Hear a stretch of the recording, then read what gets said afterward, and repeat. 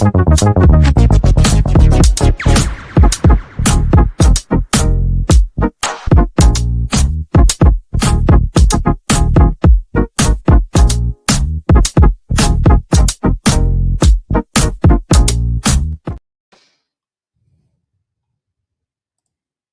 everybody, us in the West Ham Network.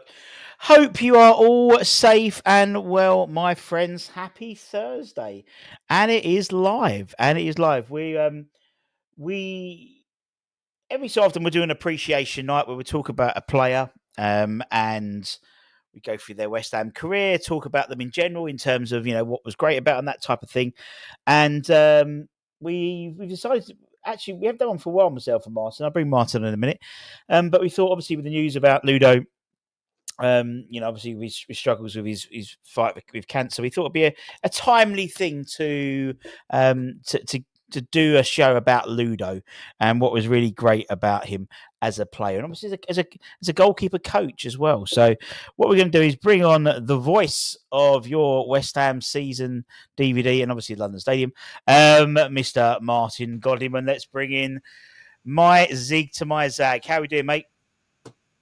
Come on, you irons. I am your. Am I your Zag? Did you say? Or your Zig? I don't know who's there was. I was watching it the other day on the Last One Laughing Irish edition, and they had Zig and Zag on because that Zig and Zag were massive in Ireland during the 90s. Obviously, it was on.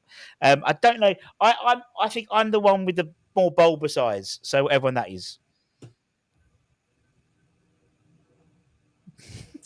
I am wondering. Yes, exactly. You're kind of staggering a little bit. Am I coming through without a hiccup? Definitely. Yeah, you're okay at the moment. Yeah, a little bit staggery. I can relocate. That's me. A little bit hiccupy, a little bit staggery. So I mean, we're obviously going to just see where we are because it's usually when we do these things, it's during or the end of an international break. So we have that we haven't had our feed of West Ham, so we're a little bit more, thirsty for action. Ravenous.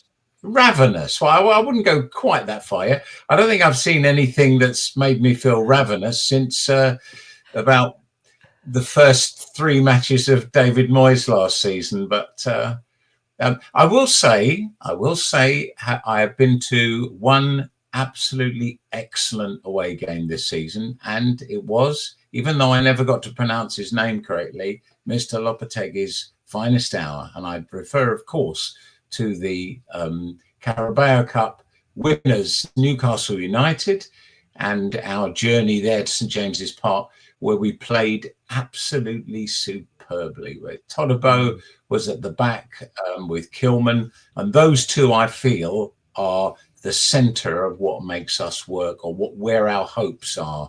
So I think there's a lot of other stuff floating around. I'm delighted to see Mr. Cresswell, Mr. Ward-Prowse taking to the field without having to feel they're not on the original first 11 list. So it's good to see a little bit of that, and also to see the Ollie Skulls and that. Just so exciting to see somebody so confident on the ball, because I remember from the Pellegrini years, it was like the ball was like some kind of uranium radioactive thing that nobody wanted to get their boot anywhere near. And I would love the stats for actually how much, if you like, boot time we averaged. I mean, they can do any stats these days, can't they? Under Pellegrini, I'd love to see it, because we didn't have a lot of players during his time. This is a guy who's won the Premier League before, admittedly with a slightly better side, but we never looked like we were ever going to be anything under him.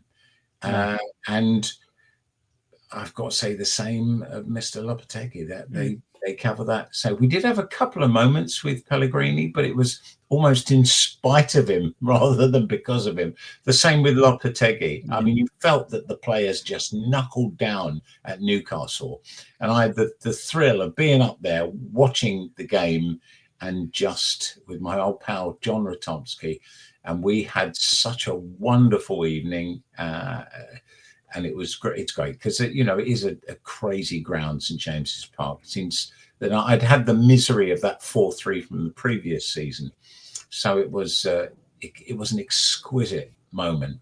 But that's about it for me this season. I mean, I would say it's only because I didn't go to the Emirates. But at the Emirates, that was Potter's finest hour so far. And I think, again, you had Kilman and Todibo at the back. These are the two players from where everything spreads out. But Naya Faguerd, do you think we're going to take him back, Russ? Would you? Yeah. He's one of the players in Europe, isn't he? Yeah, I think he's. I think we will. I think he'll bring back for pre-season and see what happens. We are being linked with lots of centre backs, lots of centre halves. But I think Potter will want to have a look at him first. In all honesty, have a look at him first and see what happens. But I think we'll see him back. Full Krug out there with the German squad, and kind of. I have had the pleasure of meeting him a couple of times, and the most bizarre thing. I was on the bench in the little dugout, and because he's very friendly. Normally the players are quite, in the zone. Even if they're not playing, they come in, they sit down, they blah blah blah.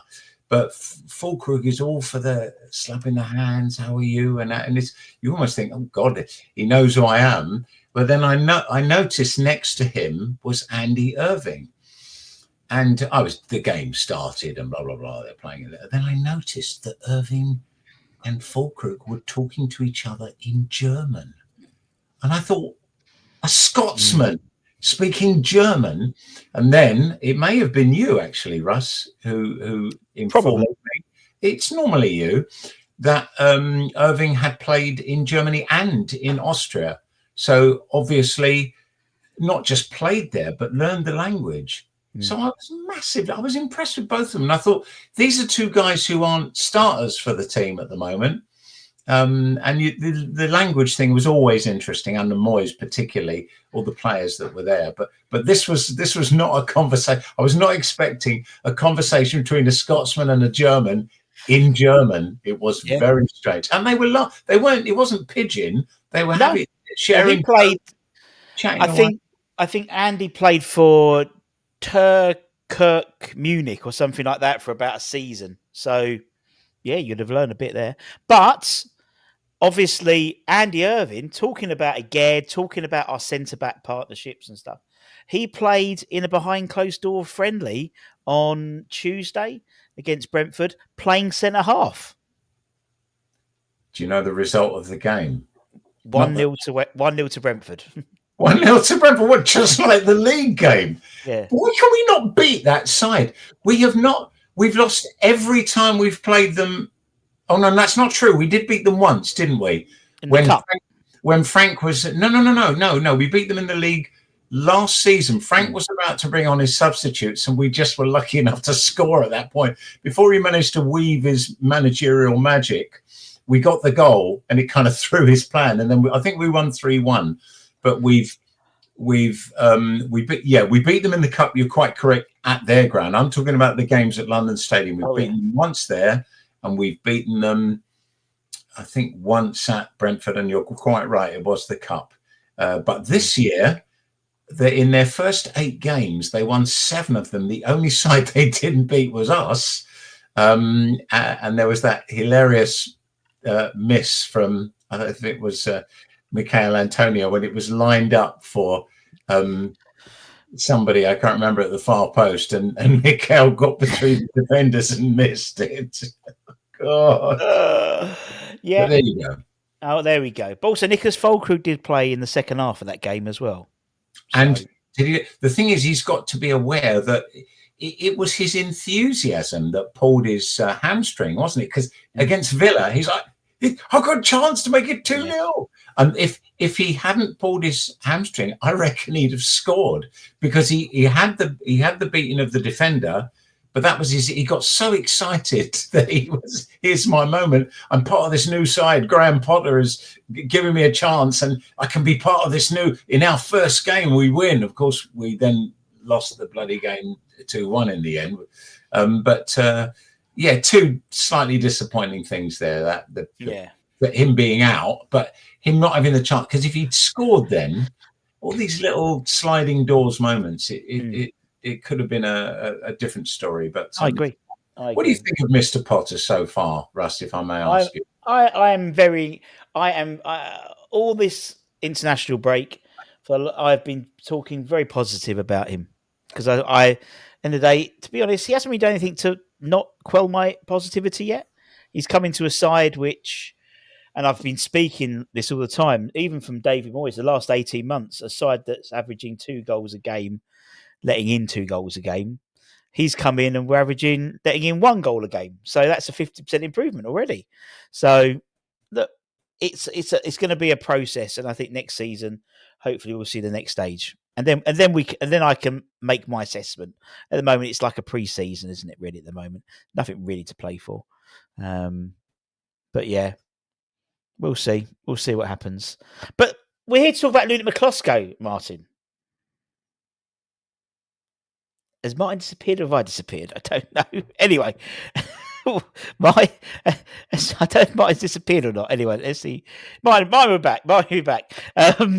He just looked very glumly when I was talking to him, so I don't know what was going on there. But yes, we are going to be talking about the big man, Ludek Miklosko, a giant of a man. And let's go through a few comments quickly. While we've waiting for Martin to come back. Robert, hope you're well. Randy's in the chat. Good to see you. Only 2 keepers to talk about West Ham, Ludo and Big Phil. Fortune always hiding. Ryan, hope you're well, mate. And spoken to you for ages. How are you doing, man? Would love to see you get back. Yeah, me too. Ludo Gentle Giant. The only good thing about Limerick did for West Ham was sign Ludek. What did Ludo state the club when he moved to QPR? No idea. What we got here? Everyone, nice to hear. So, what's Martin? Lost connection. We're trying to Ludo.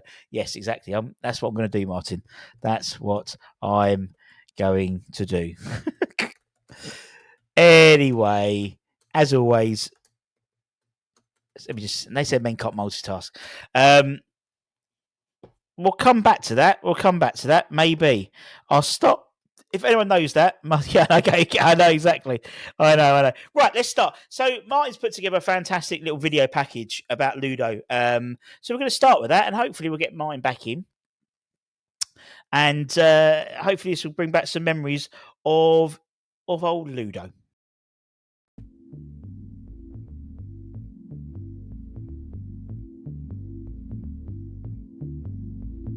Ludek Miklosko was a shot stopper, a giant of a man between the sticks who would do anything and everything possible to keep out the opposition, to defend leads, and to hang on for points that might help the Hammers climb the table towards a European place, or simply steer clear of the drop zone. A Czechoslovakian international, Miklosko was brought to the club by Lou Macari, who'd been interested in signing him for some time. But by the time he arrived to make his debut in a February fixture at Swindon Town for the Hammers, Macari had left the club after revelations of a financial nature, ironically connected with the selfsame club in his days working for them before West Ham. And so it was that Billy Bonds made his managerial debut alongside his new goalkeeper, Miklosko. Bonds would be at the club for another few years, but Miklosko stayed for 9 whole seasons, managing a remarkable 123 clean sheets in his 365 appearances. The true test of any goalkeeper is how he stands up to that desperate shootout, the penalty kick.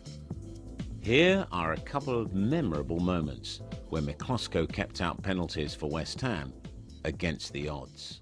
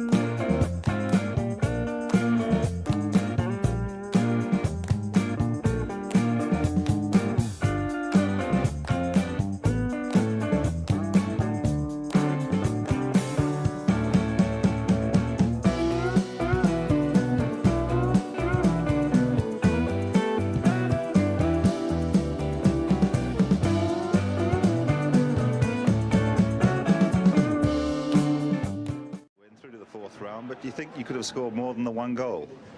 Not really, no. I thought they might have scored second half. I mean, they looked the more likely team to score second half, and our keeper made some great saves. Ludo was superb second half, and he kept us in the game. Ludek, or Ludo as the Hammers fans came to affectionately call him, was a difficult man to beat, one-on-one or from distance.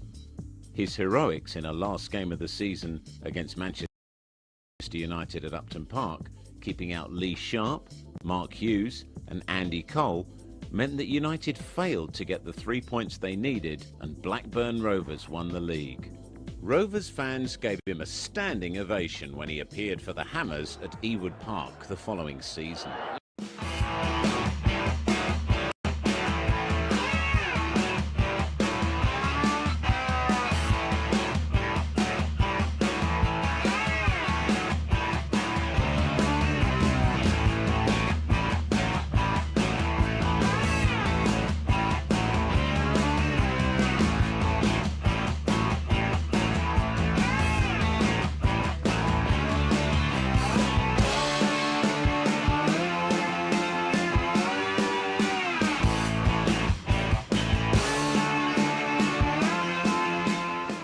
There have been many great keepers at Upton Park, but there is little doubt that Ludek Miklosko will always remain one of the most popular, and he went on to exert an added influence at the club by becoming the goalkeeping coach under Glenn Roeder and Alan Pardew.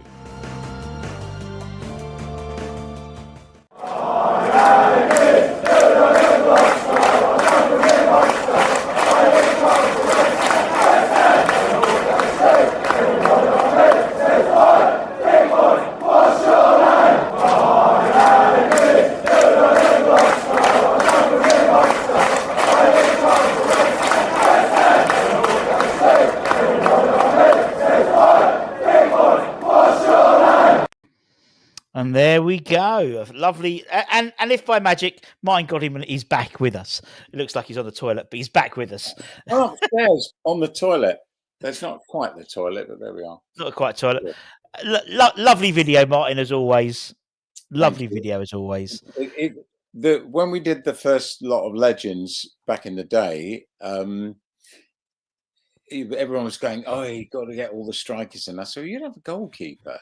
So we toyed with the idea of having Parksy, but we didn't have all of Parksy's stuff, whereas we had everything of Ludek's stuff, of Ludo's stuff.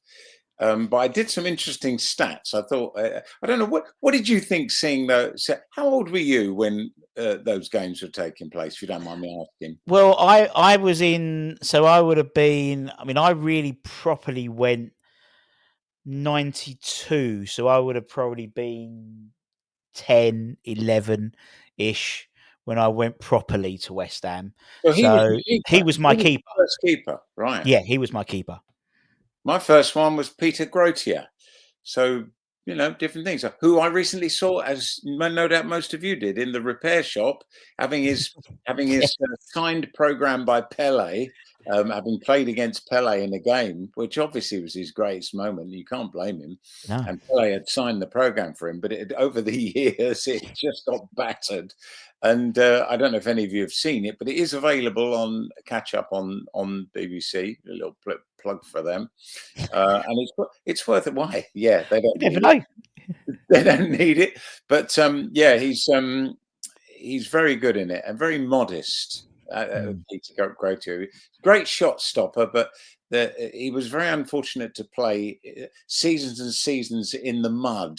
And I didn't think, I don't know, there was something wrong with his gloves or something. But luckily, the other goalkeeper at the time was Bobby Ferguson. So Peter Grotier got plenty of opportunities to play. Of course, the famous Bobby Ferguson, when we could have signed Gordon Banks, couldn't we? We could have done £67,000 from Kilmarnock. And I could tell you what Billy Bond said about him one evening, but bearing in mind both of them are still alive and still around, I will keep my mouth shut. Give it for the memoirs. Yes, for the memoirs, I think. But I did some stats that you might be interested in. Miklosko he got a very early, I think he's the earliest ever Hammer of the Year for playing. He was in where was he, 90? Was it 90. 91 he was Hammer of the Year? I think it was his Yes. first full season. Can you name me? Here's one for you, Russ. Here's one for all you lot out there. Can you name me any other West Ham player who has been Hammer of the Year in their first full season? There's a good one for you. Have a little think. We will work it out for ourselves, because I don't know the answer. I do know that Ludo was one of those, but I'm not really going to include that season as his best season. His actual best season in terms of league table, interestingly enough, was the season he didn't play much in, was 97-98 when we were 8th. But I pick, not just because of that Manchester United game, but because I think that was his best season, 94-95. It was our second season back, and it was Harry Redknapp's first season, was it? 94-95? Yes, yeah, it would be. Yeah. With a 0-0 against Leeds. So he started with a clean sheet, which is always something. So I picked Phil Parkes, who for me is West Ham's greatest goalkeeper. And I thought, well, let's set the two of them together. Interestingly enough, in 89-90, Parksy and Ludo were sort of, towards the end of the season, they were two of the West Ham goalkeepers. So he was in the same squad. It's a bit like Billy Bonds playing at 41 when you see who the players he was playing with, and then who he was playing when he came from Charlton. These are all very strange things, but only for the, as you say, the stat attack. I love that. Was that a hastily provided strap, or did you just think, I know it's going to happen? I'm very quick on the old typing, Martin. You are very good. You're very good with your fingers. So I hear. That's what I hear. So So Parksy in 85-86, who played in 52 games. That's a big old season. That's like our recent European seasons. And 40, what would that have been? So that would have been 48 games, wouldn't it? I think. Would that have been 48 games? No, league games. How many in the we've got to do our stats. How many in the league in 85-86? Let me have a check. Let me have a check. 85, 86. 22 teams, 85, 86. So 42 games. 42 games, right? Yeah. And Ludo had 25. So he had, I think, the same at that time. So Parksy played 52 in 85-86. He had 15, imagine 15 clean sheets just in the league. This was our best ever season, so you'd expect it. Although with West Ham and conceding goals, it's unusual.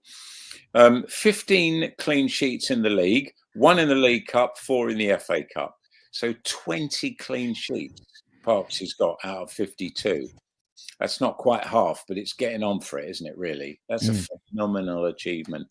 Bearing in mind, I think only 2 seasons in the last 40 have we finished with a positive goal difference. We just can't do it, even when we play well.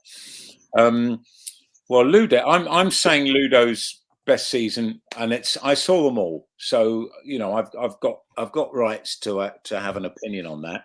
And 94-95, I'm saying, because I thought he was excellent, and I had the good fortune to be sitting in the commentary box for that season. So I saw him all these games. 13 clean sheets in the league, so only 2 less than Parksy, and playing with a much more iffy defence than Parksy was. So I think those 13 are certainly worth 15. 2 in the League Cup, 3 in the FA Cup. So 18 clean sheets in that season. And this was not a season where West Ham finished 3rd at all.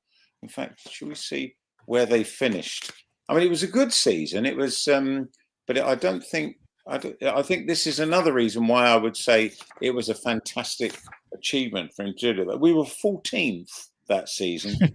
that amazing season that and I know if you don't know it, it won't take you long to have a vague memory about it. Chelsea were 11th with 54. Man City was 17th with 49. And there are you've got Arsenal, Sheffield Wednesday, West Ham, Everton, Coventry, Man City, 2 points dividing them. So it's like this season. it is like this season. And of course, who won the league that season, Russ? 94-95. Was that Blackburn? Was that the Blackburn was. season? And that's why it was, because it was thanks to Ludo that happened. And every time he went to Ewood Park, every time, even someone told me when he went to a game, a West Ham game, and he was just watching from the stands, someone picked him out on the camera and all the fans applauded him. Still, after all those years, because it was down to him. Because if United had won, and again, I remember that game because we were. It was. I think that I wasn't doing the commentary that day because it was a live Sky game. Yeah, so split screen. It was. It was. And I was at Upton Park, and there was this place where they sometimes used to play five-a-side football. It was sort of set back behind the tunnel. This room behind the tunnel, and they'd prepared all these Carling, this huge mound of Carling cans, which weren't real. Wouldn't it have been easier to have provided ones that were rather than dummy ones? And it had a replica of the trophy. And I walked out there, it must have been about, I don't know, maybe about 35 minutes after the game. And it was just me and Alex Ferguson standing in the room. He looked so pissed off. I was going to say to him, hard luck. But then I thought, first of all, who the hell am I?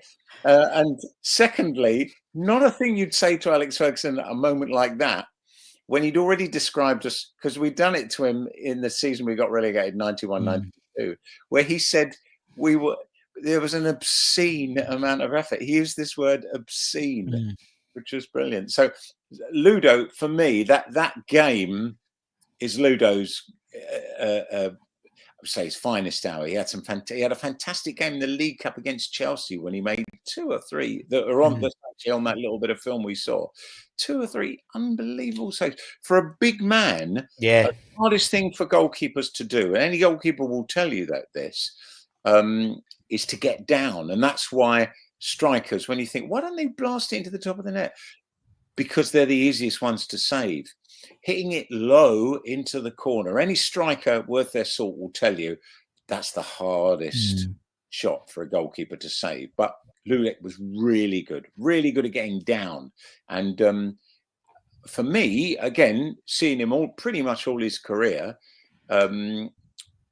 his agility, but his anticipation. And I think Parksy had that. There was a skill both of them had.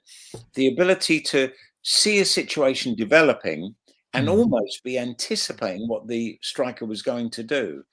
And you see it with who's the Villa keeper? The Martinez. Right. What anticipation that bloke has got. Terrifying reading of the game. And that when we play Villa, I'm never worried about how we're going to get on, other than is he in goal? Because if he's in goal, I think our poor old strikers, who, let's face it, on the greatest strikers at the moment for that anticipation. Although Ferguson did it again, just great goal at international level.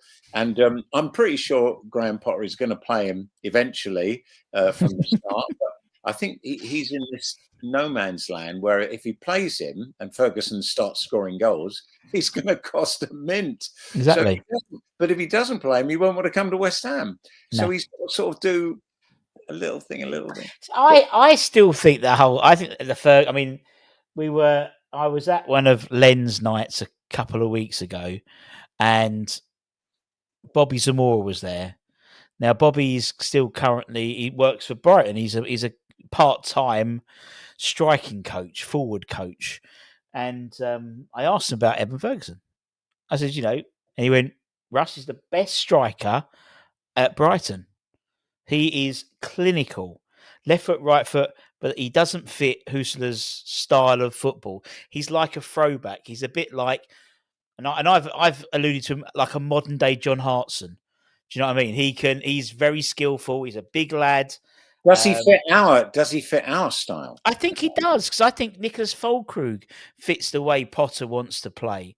You know, and I say this to you all the time, when Brighton came to town, the one play we'd all fear was Glenn fucking Murray. He always scored. And he weren't the quickest. He weren't the far. He was just clinical. He could hold the ball up, and he was he could bully the defences. And I think, that's, and I think that you talk about sliding doors moment.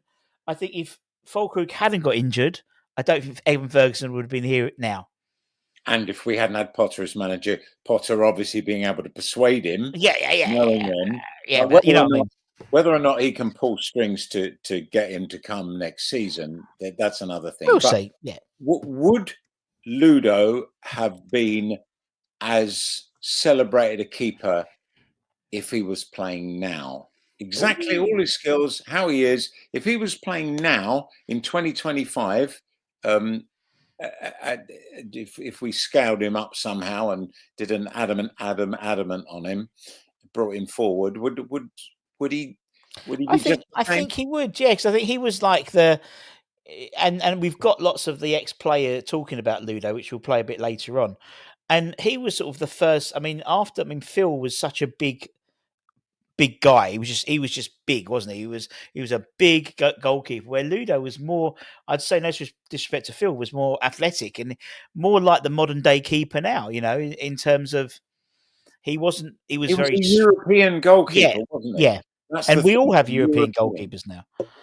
We do. So I in my head, I always say, I know we have the Alan McKnight thing going on, and Alan McKnight did have a couple of good games, by the way, and I always like to say that because people throw that guy under the bus every time they hear his name.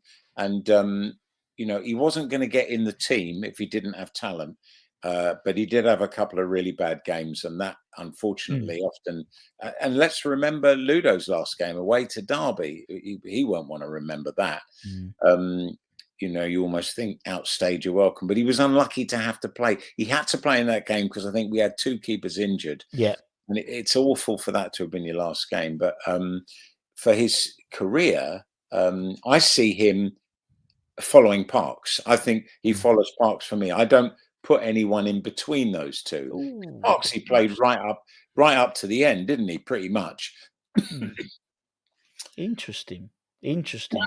So I think, yeah, very different, like you say, very different goalkeepers.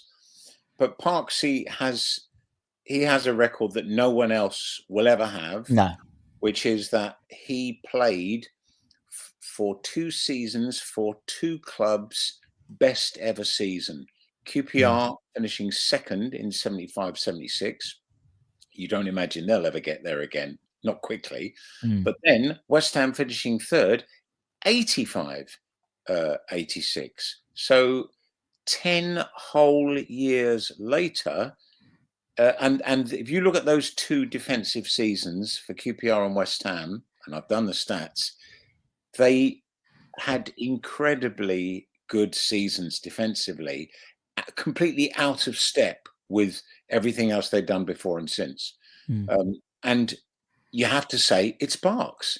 West Ham had a very good defence in 85-86, and Bonzi was in the squad but didn't play a single game. No. Steve Potts as well, just coming through. So those are 2 interesting things about 85-86. But Parks was at the centre of that. And I say Miklosko was at the centre of why we didn't do another yo-yo, because we'd done 90-91 up, 91-92 down, 92-93 up, 93-94. Well, this is the first one where it's Bonzo, and suddenly we're actually in. It's the first time we're in the proper Premier League now, which had started in 92-93. So how are we going to do? And we did okay. We did perform well, but Ludo felt like a Premier League keeper for me. And I thought I felt quite comfortable. When you had a one-on-one, which happens quite a lot with these breakaway Premier League games we have now. The goalkeepers, I'm sure, must have more practice of that. They must feel like those original MLS You know where they have that thing in The America, penalties, yeah. penalties, that whether you had ran the whole pitch to beat them. But they pretty much, goalkeepers have at least one or two of them a game now. Mm. So 1-on-1, I would fancy Ludo to surprise the striker, and again down to anticipation. I've got to say Rob Green, very good at 1-on-1s as well. Yeah. I mean, you could have an evening of which goalkeepers were the best 1-on-1 keepers, but I really think, I mean, Phil Parkes was just so massive. He had this massive presence, whereas Ludo was like this tall, thin keeper and very tall. Yeah, 6'5". Tallest keeper we've ever had. Ian Foyer. Of course, yes, well remembered. Yes, quite right. Who was a giant? Was it Ian Foyer who'd been practicing those shots with Di Canio? Yeah. Yeah. Yeah, Ian Foyer, not often given the credit he deserves. And Di Canio ran over to him and celebrated with him, didn't he? Because they'd been practicing. Yeah. But yes, that's good. Good call. Good shout, Russ. Thank you. But yes, I felt that's what I would say. Ludo was the right player for the Premier League, which I think perhaps answers my earlier question about would he have been right now. Oh, I think definitely. I think he's built. He's built for the. Physically, he was muscular. He was more athletic. I mean, you look at the way all the goalkeepers are now. None of them are. They're all. It's different now, but they're all. Built. They're all like very muscular people, as you said. Most goalkeepers are 6'2", 6'3" up, isn't it? Really, they're live. Most of them.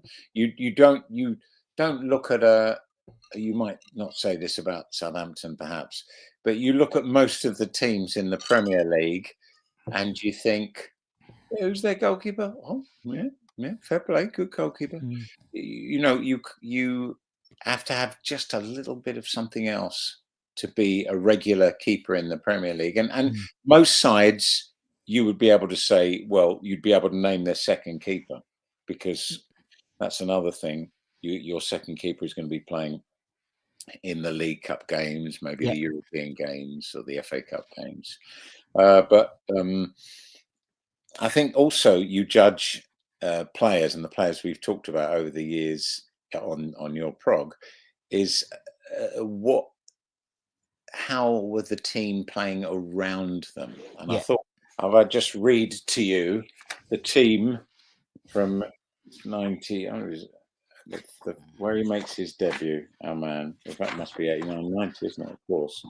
This is 89, 2-2 away to Swindon. Interestingly enough, the great Lou Macari's side, who he managed to get in trouble for having left them and even left the next team, and his team still got ruled out of their playoff win final. Sunderland got promoted, and then because he'd got that, Swindon got promoted, and because he had that connect with them, Sunderland, who, this is another Trivial Pursuit question, who were the only side who lost a playoff final but still got promoted to the Premier League? It's Sunderland, because of Lou Macari, who wasn't even at Swindon then. But there we are. That's the equivalent of a VAR moment from the past, isn't it, really? But let's have a look at this. This is the team, and we draw 2-2, and Jimmy Quinn scores both the goals. Miklosko, Stuart Robson. But God, was he still at West Ham then? He was, yeah. Oh, God. So listen to this side and give me your reaction, because this would be you as a 9 or 10-year-old watching this. So Miklosko, Robson, Dix, George Paris, great George Paris, Alvin, who played a lot with Ludo, didn't he? And Tony Gowrie did as well. The great Liam Brady, Martin Allen, Jimmy Quinn, Stuart Slater, Kevin. Birthday boy, Stuart Slater. It's his birthday today. Yes, happy birthday, Stuart. Happy birthday. Well got. And substitutes, Ian Bishop and David Kelly. So interesting. We had a P Kelly and a D Kelly that season, but yes, it says I'll read you the the great John Hellier's report of the game. A Sunday match, Macari absent rather than face his ex. He got his revenge later, and Bonds takes charge. So again, Bonds didn't sign him, but he makes his debut with Bonds in charge. Not the most promising time for Miklosko to make his debut after his. Tell us how much you think he was transferred for. Russ? It was a couple of $100,000, wasn't it? You've got to commit yourself now. 250,000. I'll accept that. 300,000. All right. But two saves from, of course, Swindon, having the Welsh connection, have a player called Tom Jones who made two brilliant saves from him, and they had a McLaren. It obviously wasn't that McLaren, was it? Who deflected free kick? My God. Anyway, it took him 3 games to get his first clean sheet, so that's pretty impressive. Interestingly enough, his first home game was against Blackburn. So you think how these little fate things line up, don't they? But let's look at anyone else that season who was making their debut. We had obviously Trevor Morley had a good season, was scoring goals. Still had McAvenny. Yeah. On the subs bench, not Billy's first choice ever. I wonder how he ever ended up back at West Ham. I dare say we should ask him at some stage. But yeah, Miklosko, from that point, he comes in and he is, with the exception of our, we got to the semi-final, didn't we, in the League Cup, beaten horribly by Oldham. Although one has to say in Miklosko's defence that it was Phil Parkes in goal when we lost 6-0. Yeah, exactly. Miklosko won 3-0. But Parkesy played in the FA Cup where we memorably lost to Torquay. You may or may not remember. Can you imagine that? We lost to Torquay. I mean, what a journey. Never mind about... yeah. So interestingly enough, so why, we ask ourselves, is Miklosko suddenly out after all those games? One imagines. It does look like Parkes played... That might have been a selection thing because he's playing in all the League Cup games, but not in any of the league games. So we might have been early on that, and he plays in the FA Cup because he went on because he came on trial, didn't he? Originally, Ludo. Yeah. So Phil would have still been number one, and then they signed him. So then there would have been some sort of because he played. I'm just looking at it. He played a lot of games in March. He played 3, 4, 5, 6, 7. He played 8 games in March. I mean, for us to have played 8 games in March is pretty amazing. That's but huge. That season, Phil Parkes played 22 games and Ludo only played 18.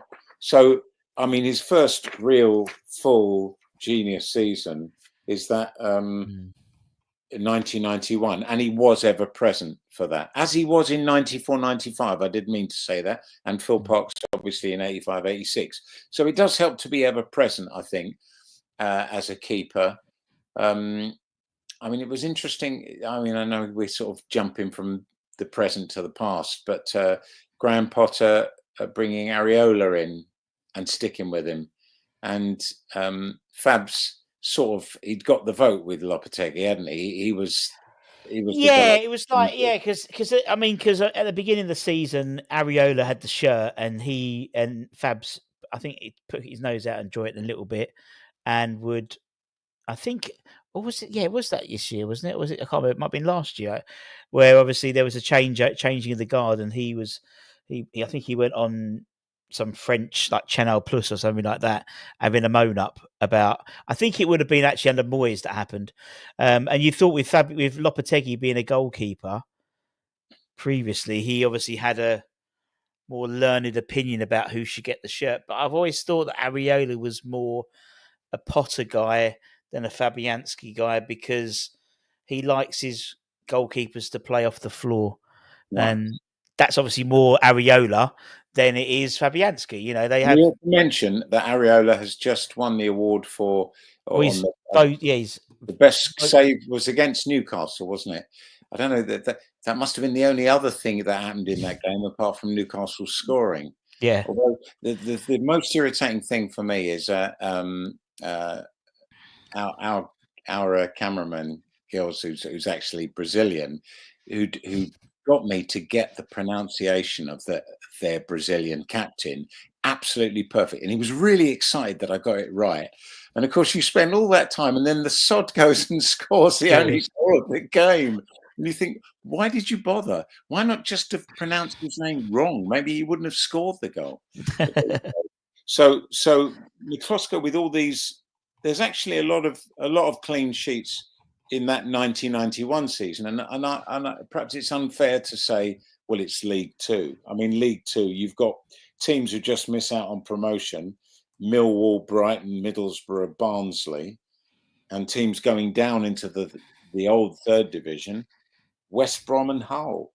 So yeah, that was the sort of, are we going to do this Premier League thing? And having done this 89-90, very, the 88-89, the one we went down, that was all a big, suddenly there was loads of money in football. And I think that's another thing that explains Ludo's arrival, because if you think about it, Macari's coming in. He's the first manager for West Ham who's, dare I say it, a stranger. I think this is an important point with Miklosko, because I don't think, call me wrong on this, I don't think Bonzi would ever have signed Ludo. Oh, do you agree? Yeah, so I agree. The guy who signs him is never there, not there to see him. It's often the way, isn't it, really? It's like Potter is working with a side that isn't his side at the moment, and yet he's trying to mould them in his image. Ludo, having been, I don't quite know the full details of how Macari had the nous or the right moment to persuade him to come to West Ham. I think that in itself would be an interesting story. And it's not one that's shared. I have looked for it. So I think something went on there that we're obviously not privy to. But Bonzo, full credit to him, recognised the quality of Miklosko, and he's really just been given the reins. So there might have been a slight rabbit in the headlights moment for Bonzo, though he's obviously Mr. West Ham. And Miklosko comes in and pretty much is his keeper eventually. And he may have felt some kind of loyalty to Phil Parkes, I don't know, but Parksy was just, playing his last games and enjoying it, but wasn't under any illusion that he was going to suddenly start commanding that first team place. So I think Ludo must have been told, I'm guessing here, but I'm probably right, you're going to be our keeper. Is what well, he was at the club on trial for about, well, it must have been just for 3 months. So, that was a long trial. Usually take a couple of weeks, isn't it, nowadays? But and let's also be aware of the political stuff going on then. The wall has come down in November 89. So essentially, Czechoslovakia is still a country, and he is still looking at growing up in a communist country. So that's another thing that might have made Ludo take a chance with us if we were the only team that were interested in him. It's incredible how scarce the information is on people scouting for him or picking him up. But I would imagine it was easier for us to sign him in the light of, all those things fell at the right time in the right, the constellation and all that. Macari, who signs him, doesn't get to see him play, but Macari must have had the understanding of this guy's coming through. It's like people going over and buying property in East Berlin the minute the wall came down, and my God, that was a good idea. People coming over and getting really good players from the East German League or from Czechoslovakian League, or leagues that were not internationally known. And don't forget, you haven't got the internet or anything Yeah. like that. So you kind of think, well, I'll bring this guy over. And suddenly Ludo's there. But West Ham fans talked to him straight away. He was such a likable guy, is such a likable guy. You cannot fail to like this guy. I had, after matches, Ludo would often be the player of the game. And in the mid-90s, they were trying to encourage us to interview players after the game. It hadn't been done, to the point that we didn't actually interview Steve Potts till, I think, 93. He'd never done an interview, which is just ridiculous. And literally they had to get the players to force him out. So he did an interview. And they said to me, "You've got to interview Ludo." I said, "You do know he doesn't speak English, don't you?" "Oh, you can do something. He'll speak pidgin English." He didn't speak any English. And I mean any. Not even pidgin. He'd be like, go, back, mine. You know, that was about it, really. Or Ludo. Not even Ludo'S, but Ludo. So I did have a slightly embarrassing interview with him, but he came out to do it, unlike Steve Potts, you got to say. I mean, at least Steve Potts, I'm not going to talk to him in a foreign language. But, although Steve became a brilliant interviewee in the end. And that the strangest thing for me and my experience with Ludo was I had 2 or 3 of these sort of pidgin interviews. And in the end, Bonto would say, go and you get one of the defenders to go out with him, and you do a sort of it wasn't exactly a translation, but they would say, "Yeah, you know, it's a good save, wasn't it, Ludo?" And he's going, "What's he saying?" You know, just played with. And years and years and years later, when we're in 2000 and God knows what, when I started doing the PA announcer, they said, "Oh, Ludo's here. Do you want to interview him?" And I interviewed him, and he spoke English. And it's like, people may think, well, of course he learned English. But if you imagine you have a history of interviewing someone who didn't speak any English at all, then you suddenly go to interview him and he's completely conversant. Yeah. It was a surreal, Crazy. one of those surreal West Ham moments. Have you got a favourite Ludo memory of him? For me, my favourite Ludo memory is actually probably him not playing. Well, there's 2. And when we go through, I've got a load of player interview clips we'll go through a bit later on. And his son is the same age as me, and so we used to play. And he went to Chigwell School, so Davenant would often play Chigwell, and Ludo was there, and his son was just as tall as him, and striker. He used to play up front, I remember. But it was always I did pay attention to the match. I was just watching the fact that Ludo's at the touchline, you know, very bizarre, cheering on his son. But no, for me, he was all right. He was just a big lad. He was very tall, so obviously more Route 1 than anything.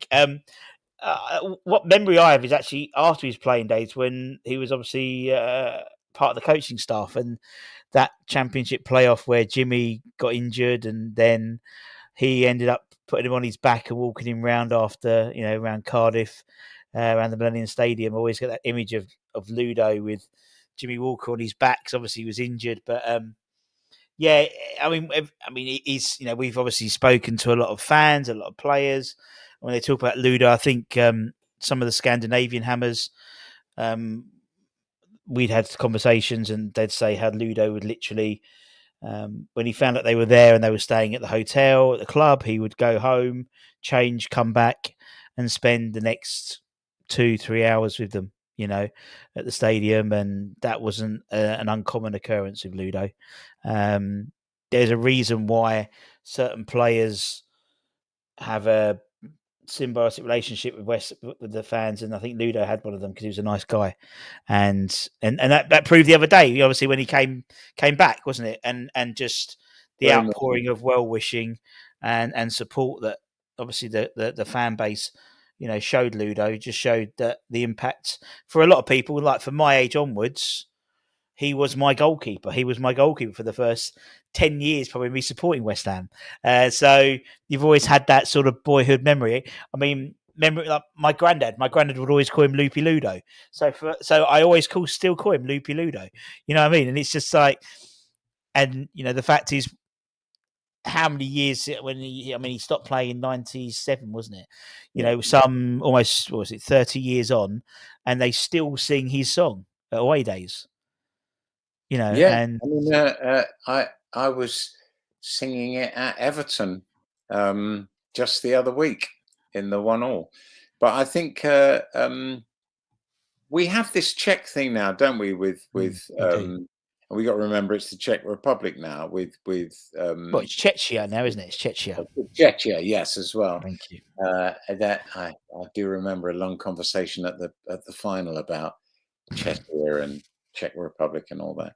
But they did steal the flag. I told you that story, didn't I? Yeah. That's a great story. The Czech Republic won, Slovakia nil. But so we've got these great memories of these great players, and Souček and Soufal, the honest, committed, love the team, and we almost expected that, didn't we, of Thomas Souček, because we were so used to that great affinity and that. I think more so we saw it when Vladimir Soufal came, because we'd seen what Thomas Souček had brought to the side, and so you just assumed that Vladimir Soufal was going to. There's another one. The guy who's waiting at the bus stop, and whoever it was who went and picked up said, "What are you waiting for? You get in the car?" And he said, "No, I'm getting the bus." Mm. He said, "Get in the back of the car."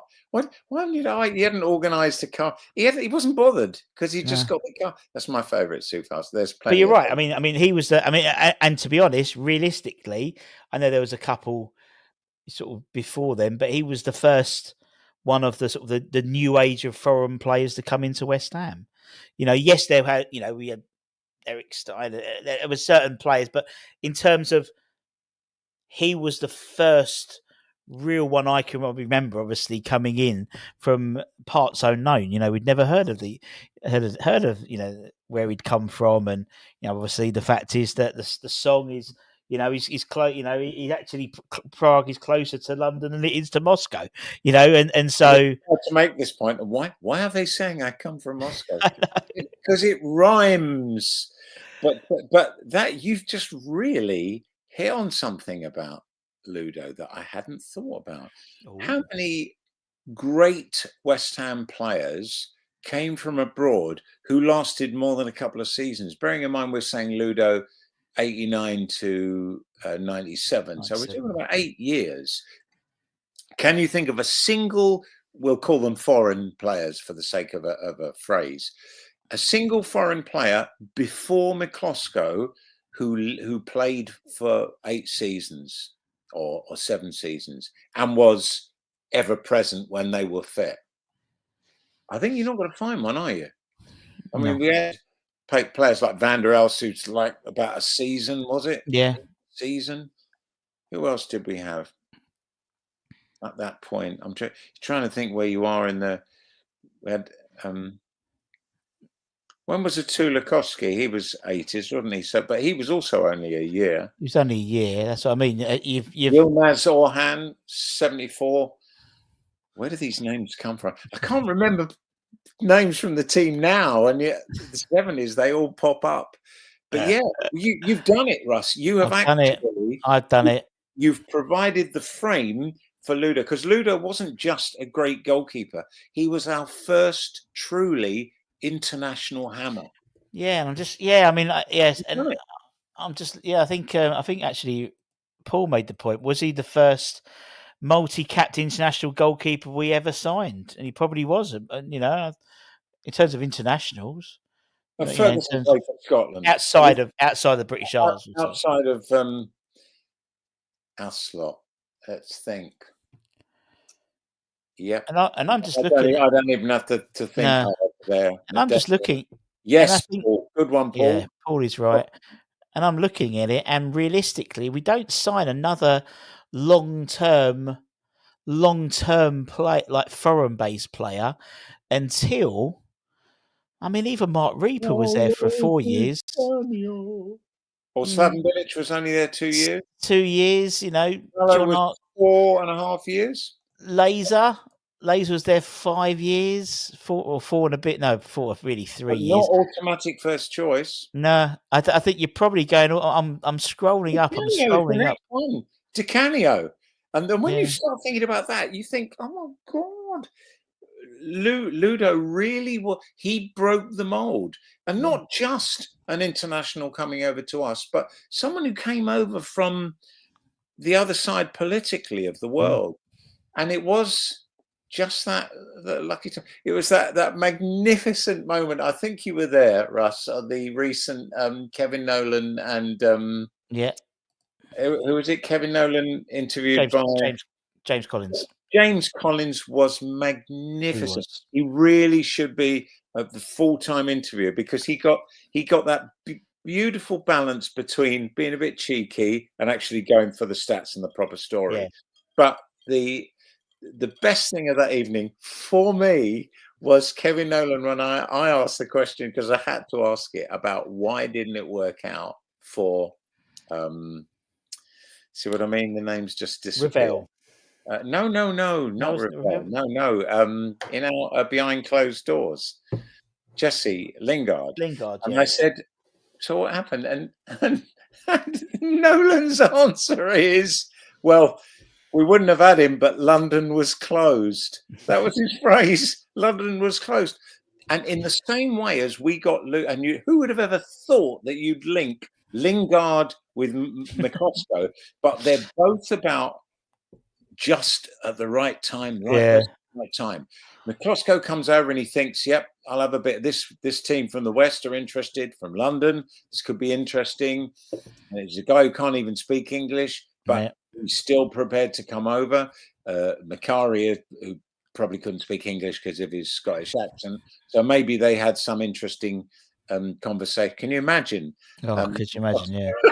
There must have been an agent who spoke Scottish, and there can't have been too many of them. But so he's the first of that kind, and then we're lucky enough to get Lingard in the time of COVID, which is about the only time he would have done it. And we've seen since, haven't we, that Lingard has other interests than football, and football is not his great. But he plays for us because, as Nolan would say, London was closed.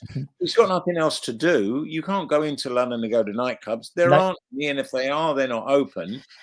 So he plays football, and his kick is being with his mates. That famous thing when they're all playing different instruments in the band. You know that goal celebration, and Lingard is on that, and Rice is there on the drums or whatever it is, and we remember that. But then we think.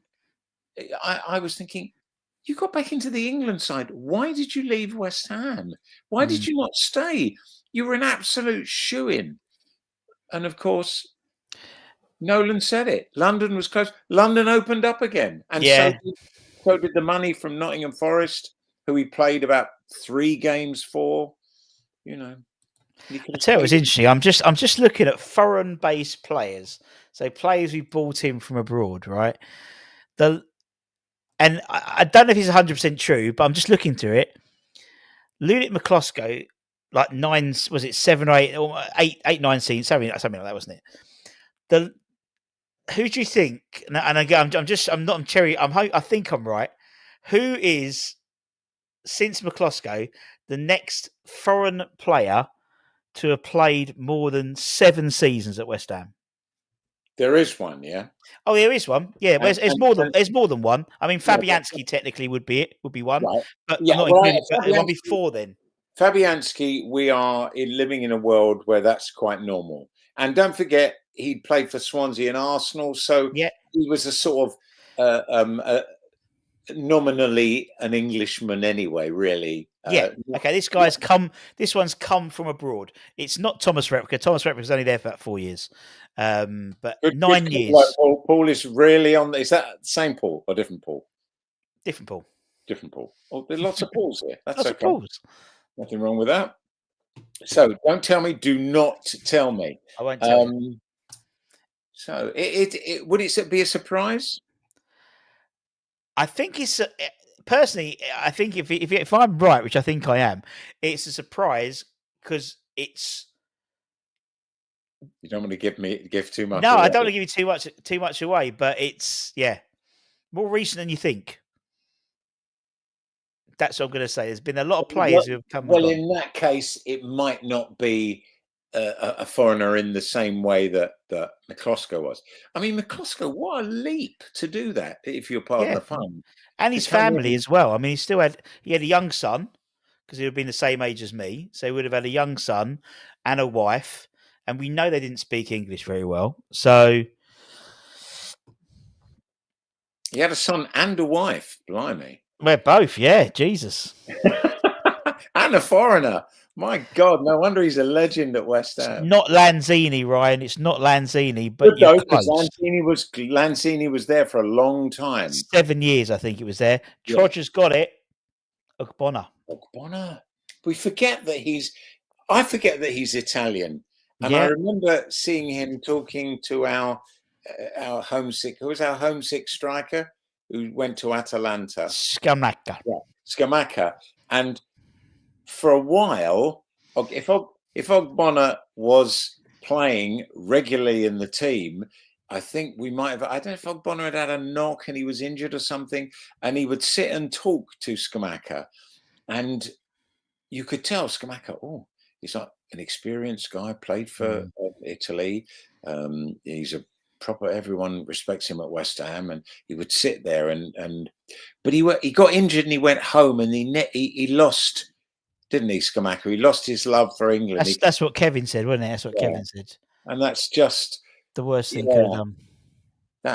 That's sad, but isn't that mental? Isn't that mental? You know, like we've had hundreds of players since then, and a lot of foreign-based players, lots of ones over the channel. Yossi Benayoun, we've had, people like that, and none of them were here for more than 3 or 4 seasons. How many seasons was he? 9 seasons. So he's actually the most. So Ogbonna is the, as it were, the non-English player at West Ham who's played the most seasons and almost certainly the most appearances.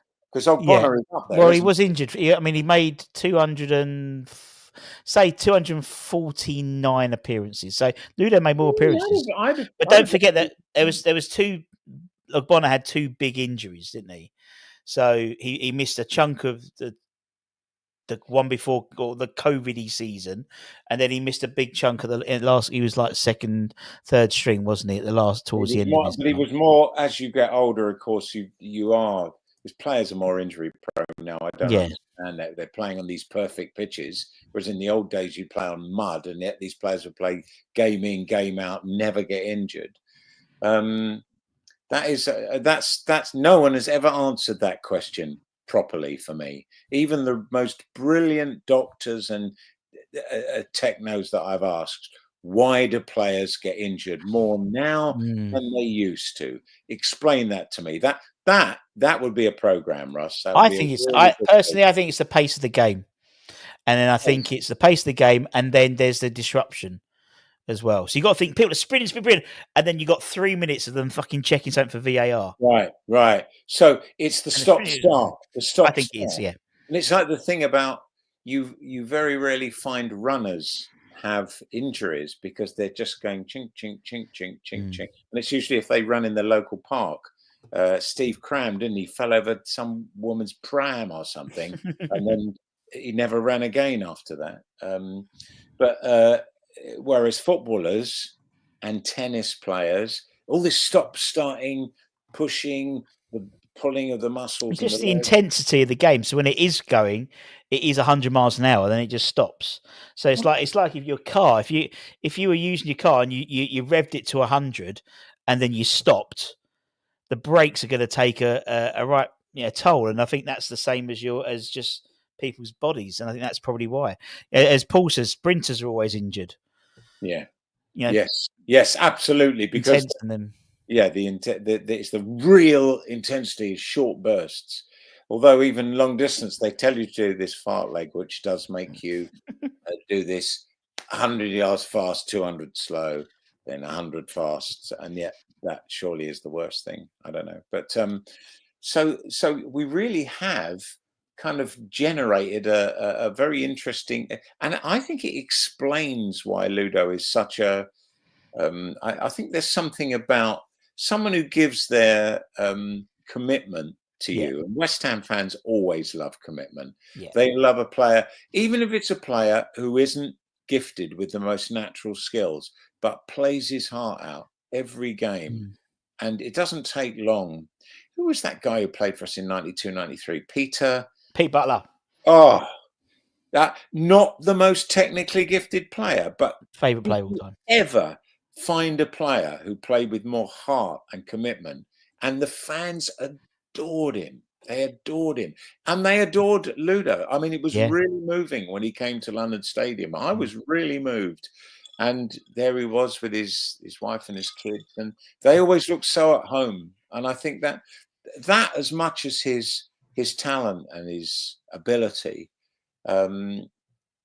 is one of the reasons why. I mean, it's why we're having this program about him. And if you think about great West Ham goalkeepers, if you had to name 5, he's got to make that cut, hasn't he? Oh, he's got to make the 5. Yeah, I think goalkeeper, apart from, as you said, Alan, God bless him, and Roberto. You know, we haven't really had a bad run of goalkeepers, though, have we? In all honesty, you think about it. You know, we've got arguably now 2 number 1 goalkeepers. Really, you know, we don't tend to have a bad run. I love Fabs and Areola. I mean, I love both of them, and I actually think they're quite good friends. And that doesn't always. I mean, Ferguson and Grotier were not great friends. I can tell you that for nothing. But definitely, absolutely, definitely, with 2 of the best goalkeepers we've got now. But one of my favourite unsung heroes, I think he's unsung, but you might disagree, is Rob Green. Who still holds the record for the, I think, 8 successive penalties, and he didn't save them all. I think a couple in the post and one was missed, but 8 successive penalties. No one is ever going to beat that. No. Nobody, especially these days, because you see a penalty shootout and it almost always gets into penalty 6, penalty 7, and then of course that's when it becomes a lottery, because the guy who's thinking I'm not taking one of those 5 suddenly finds himself taking the one to keep them in the cup or whatever, and that of course is when they miss. But Ludo he didn't take a penalty for us. Who are goalkeepers who took penalties for us? There's another one for you, Russ. No, Adrian's the winning one against Everton in the FA Cup. The gloves off moment. I think that's great.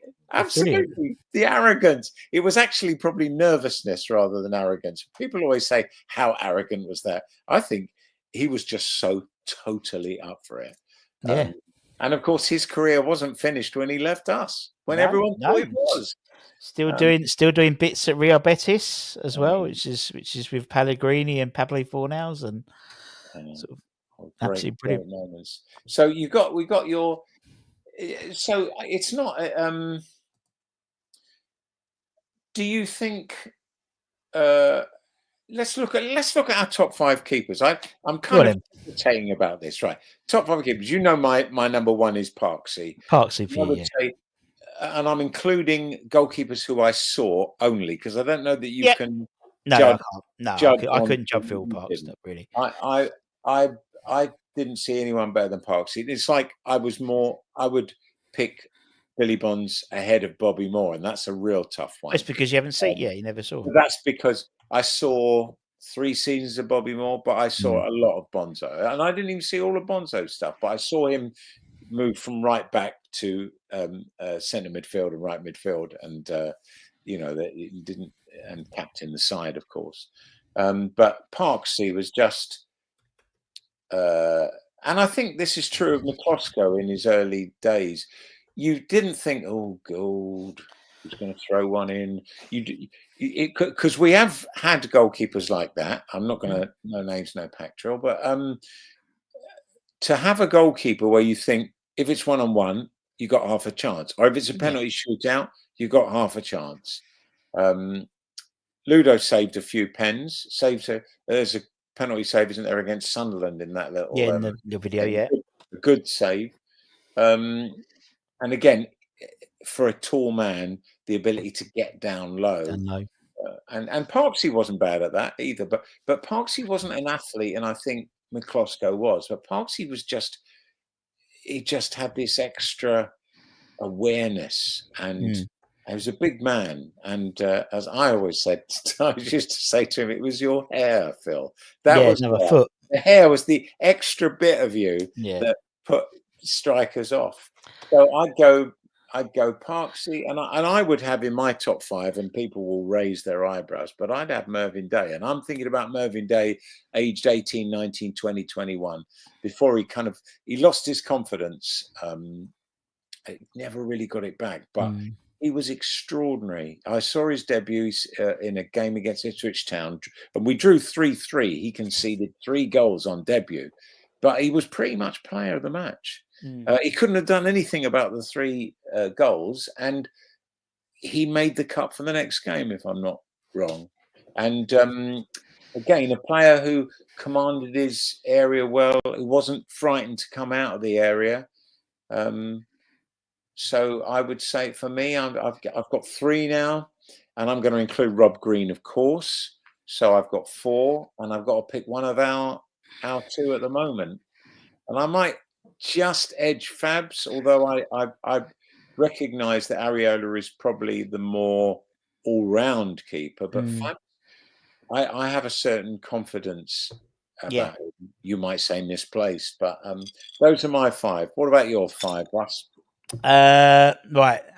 Not in a particular order, but I think Fabianski's in one of my 5 because he's been there for 7 years now. So, until recently ever present. Fabianski, Rob Green, Ludo, and then I'd go Hislop and David James. Right. I'm not a fan of James, and if you're there, well, I could probably swap in James for Areola. I don't think James had his best part of his career with us, although he didn't have a great time at Liverpool either. No. But he was in the England side. That's it, He broke his leg after we signed him before he'd even played. But Xhaka, that's a difficult one, because how many times do you have a goalkeeper with a degree in astrophysics or whatever it is? And he has the most I've always had a soft spot for him. Fantastic Caribbean accent that you could I could listen to him talk forever. And again, because he's clearly an intellectual, and I could say how many intellectual goalkeepers of West Ham had? Rob Green was always right. They said he was always a bit weird. He'd always sit in the front reading the Financial Times. That was always. He didn't like football. No. Rob Green. And to see him as a summariser now, he probably thought, "Oh God, might as well do it." So he lost a lot of weight, Rob. He lost a lot of weight, but he's he's getting better. I've been listening to him doing his summarising. He does a bit for radio, does a bit for TV. Good on the radio. I think he's he's aware of that needing to describe things. But I feel sad I missed Xhaka out, really. I'd like to have 6, but then I'd have Areola, so I might have 7. You've got a longer frame of reference, Martin, haven't you? Yeah, really? That's true.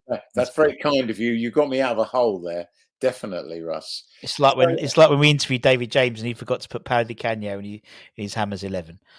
That was. I rest my case. Exactly. Sorry, but there you go. But yes, I another thing for me about Ludo, I suppose, it was when I was working for the club for the first time, and for the whole of Ludo's time at West Ham, with the exception of the 1991 season, I was the commentator for West Ham. So I was looking at trying to make the pictures of him interesting. So I was trying to find interesting things about him. So I probably dug a bit more deeply than I would have done ordinarily.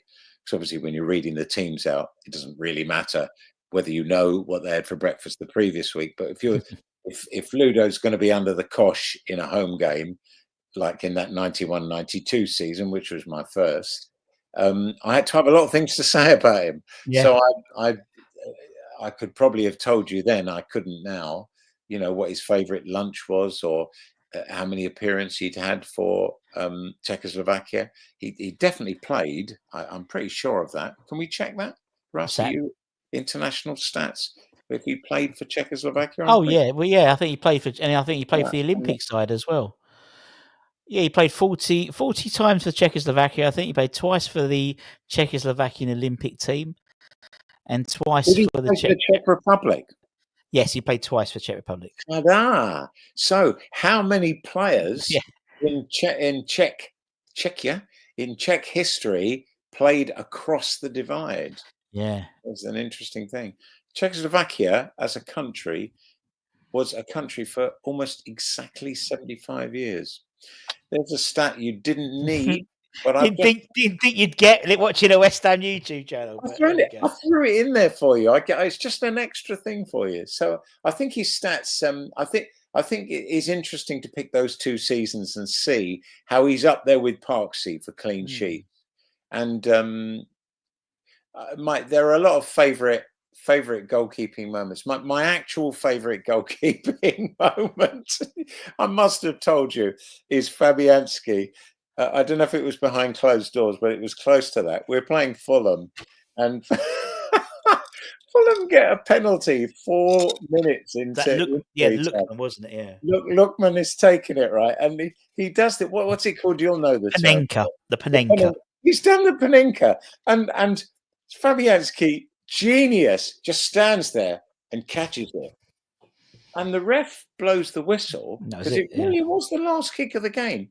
And instead of, hey, we beat Fulham 1-0, Fabianski chases Lookman down the tunnel, having a go at him. How dare you take a penalty like that? And you think, Fabs, you saved it.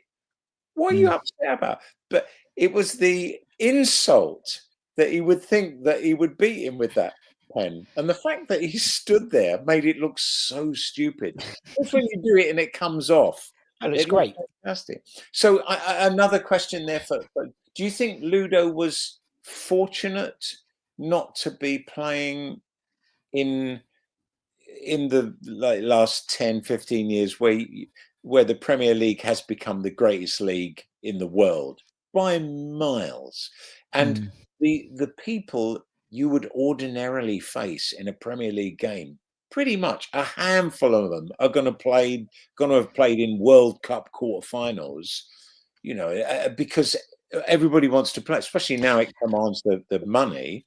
So would you say that the standard of striker Ludo would have faced wasn't as great as it might have been? I think it's different. I think I actually did a show about this the other day.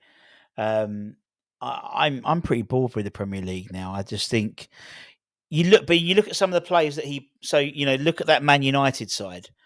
Man United side, to be honest, would wipe the floor with the current Liverpool side, who's in terms of So I think it's the you got to think Andy Cole and people like that, and Shearer and Chris Sutton, and some really Hughes. Mark Hughes, and some amazing. I think actually he was in a different era. I think but I think it was. We've got Steve Lomas coming up next week, and Lomi was talking to me the other day about some of the players he'd played against, and it was like the Keanes, the Vieiras, the Petites, and you're thinking nowadays those guys would eat these players for breakfast. Do you know what I mean? And I'd love to see Keane playing now. I'd love him. Could you ever think we'd never get a situation where we'd get that Keane, Vieira, like hating each other and having it on the pitch, and you wouldn't get that anymore now. So there was an article in the, I don't know if you read it, in the Athletic, it might have been today or yesterday, John Terry talking about that 2004-05 Chelsea side who in an entire season only conceded 15 goals. Wow. They're saying this is in the Premier League, saying, and Bolton scored 2 of them. That's what I can't get over at Stamford Bridge. And he writes, Terry says, they had a lot of big guys, but it was when he said that one of the things that made Chelsea such a great side defensively was having players like Didier Drogba, who came back to defend and was really actually a good defender. So they didn't just have the defenders and centre backs.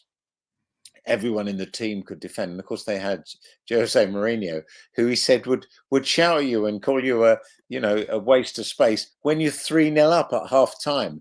And so he said we'd always go in for half time, think, we're going to have an easy time now. The boss isn't going to have a go. And he'd be worse. No. He'd be Yeah, worse yeah. than when they were losing. You know what did you? You nearly conceded a goal then. Nearly.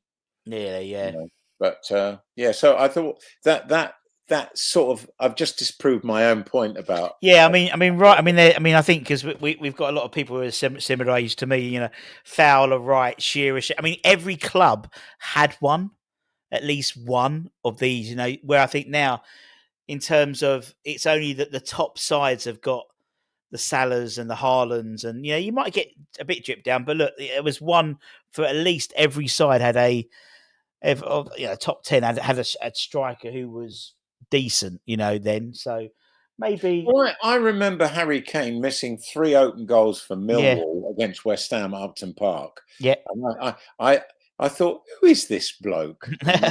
Knowing what was then to become of him, but I still remember the misses. Never mind Yeah. about all those goals. Well, I still remember. If I close my eyes, I can still see Richard Shaw scoring one of the best own goals I ever saw at West Ham when he was playing for Coventry. The ball comes along, he diving headers into the bottom corner, and I can still remember that. And that was 98, It would have 97, been an absolutely brilliant goal if he'd been on the West Ham side. exactly. Yeah, So amazing. I mean, who was the guy, Richard Rufus, who scored 3 goals for us, 3 own goals? Yeah. He is the top scorer of own goals against us.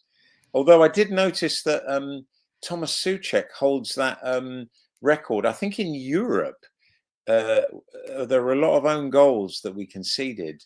There was one out in that crazy place we went to in Belgium when everyone was wearing COVID masks. The minute the coach started, everyone took them off. Yeah.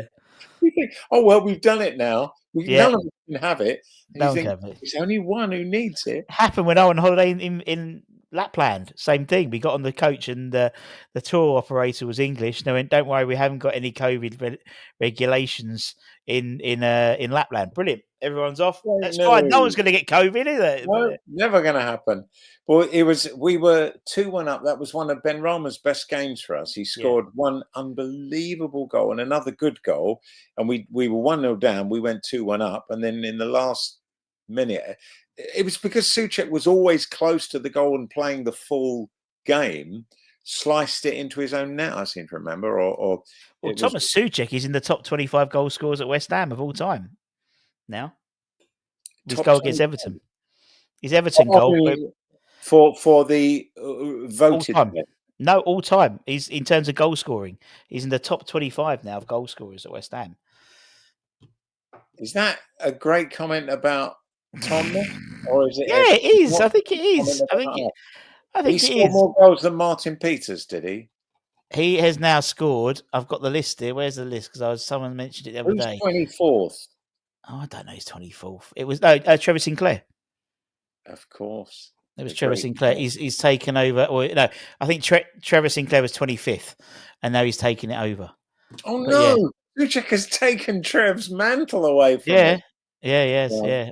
Yeah, see, Trevor's got to eat a bit more potato salad, and he would have been all right, wouldn't he? He would have been okay. Mental.